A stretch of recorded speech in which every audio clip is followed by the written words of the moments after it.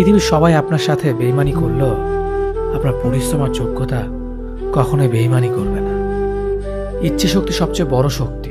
একবার ঘুরে দাঁড়াও, পৃথিবী বদলে যাবে। ভুল যেমন মানুষকে শিখতে সাহায্য করে, তেমনি কিছু আঘাত মানুষকে বদলে যেতে সাহায্য করে।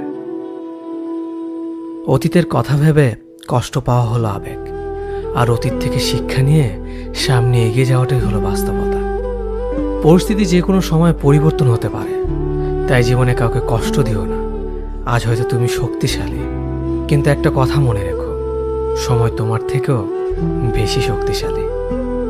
নিজের হতাশার জন্য কখনো অন্যকে দোষী করো না, বরং নিজেকে দোষী করো অন্যের থেকে অতিরিক্ত আশা করার জন্য। যে তোমায় পছন্দ করে তার প্রতি সুযোগ নিও না।